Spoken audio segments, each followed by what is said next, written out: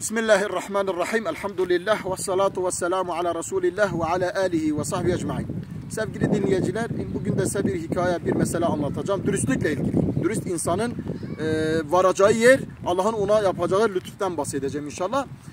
Tabi bir hikaye de anlatacağım. Hikaye üzerinde bu meseleyi böyle açıp inşallah size bir sohbet şeklinde bir şeyler anlatmaya çalışacağım. Zamanın birinde çok zengin bir adam varmış. Çok zengin, malı çok. 3 oğlunu ayrı ayrı işlere koymuş. Yaşlanmış. Hanımını çağırmış, demiş hanım artık ben yaşlandım. Sen de artık yaşlandın. Ben bu işi artık oğullarımdan birisine teslim edeceğim. Çünkü gemiyi bir kaptan sürer. Bir kişi bu işimize baksın. Ta ki işimiz dağılmasın, aralarında ihtilaf olmasın. Diyor hangi oğluna vereceğim? Diyor ben üçüsünü de imtihan edeceğim. Hangisi kazanırsa ben ona vereceğim. Akşam çocuklarını çağırıyor. Toplanıyorlar evde. Diyor ey oğlum diyor ben size bu ticaretimi, bu işimi teslim edeceğim. Büyük oğlu diyor baba bana mı teslim edeceksin? Diyor yok. Diyor Resul-i Ekrem Aleyhisselatü Vesselam bir ordu hazırladı. Hazreti Usama bin Zeyd'i bıraktı. Usama 18-20 yaşlarındaydı. Hazreti Ebubekir, Hazreti Ömer gibi sahabenin büyükleri dahi o komutanlığın altındaydı. Kime vereceksin? Diyor ben üçünüzü imtihan edeceğim. Hanginiz imtihanı kazanırsa ben bu ticaretin başkanlığını, emir reisliği ona vereceğim. Ne imtihanı yapacaksın? Diyor ben üçünüze tohum vereceğim. Bu tohumu götürüp ekeceksiniz. Güzel bir bahçe yapacaksınız. Ben gelip o bahçeye bakacağım. Hanginizin bahçesi güzelse ben bu işi ona emanet edeceğim. Tabii onlar tohumlarını alıyorlar, gidiyorlar. 3 kardeş de tohumlarını ekiyorlar. Büyük kardeş, ortancı kardeş bahçelerini çok güzel yapıyorlar. Küçük kardeş de ekiyor fakat bir şey çıkmıyor. Gün geliyor, adam geliyor onları imtihan etmeye. Bakıyor ki büyük kardeşe çok güzel bir tarla ekmiş. İkincisine gidiyor, o da güzel ekmiş. Üçüncüsüne gidiyor, küçük çocuğa.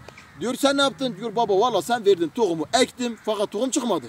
Ben de kuru bahçeyi görüyorsun. Hiçbir şey çıkmadı. Ben de sana yalan söylemedim. Dürüst davranıyorum. Olmadı. Diyor tamam. Akşam ben size imtihan edeceğim. Hanginize vereceğimi karar vereceğim. Akşam eve gidiyor. Tabii o iki kardeş büyükle ortancı diyorlar bize verecek. Ya biz bana güzel bir bahçe ektik. Akşam oluyor evde oturuyorlar. Anneleri de gelmiş. Diyor ki baba diyor ben küçük kardeşe veriyorum. Büyük kardeş itiraz ediyor. Baba sen nasıl küçük kardeşimize veriyorsun? Bak benim bahçem ne güzeldi. Ortancı kardeş diyor benimki daha güzeldi. Diyor yok. Diyor size verdiğim tohumlar hepsi çürümüş tohumdu.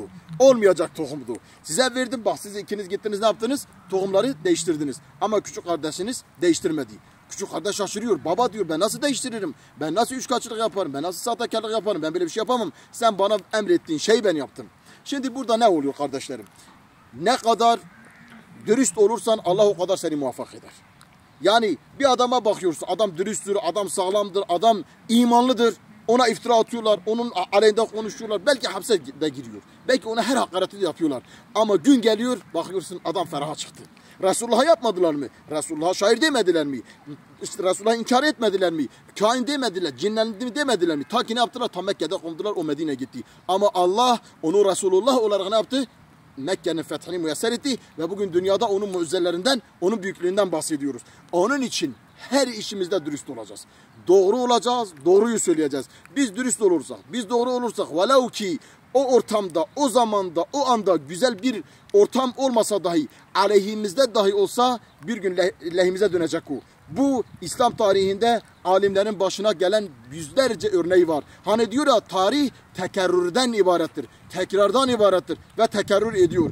Çoğu alimler zindana atılmış, hapsedilmiş, hatta idam edilmiş, işkenceler altında kalmış ama onlar doğruluktan, dürüstlükten, haktan yana taviz vermemişler. Ve Allah onları muvaffak etmiş. Bazı zaman olmuş ki kimse onlara selam vermemiş. Hala bu zamanda şimdi biz onların kitaplarını okuyoruz. Çünkü sonradan anlaşılmış ki onların o dürüstlüğü onları yüceltmiştir. Onun için dürüstlük kişiyi ne yapıyor? Kişiyi karanlıktan aydınlığa çıkıyor. Zulümattan nura çıkarıyor.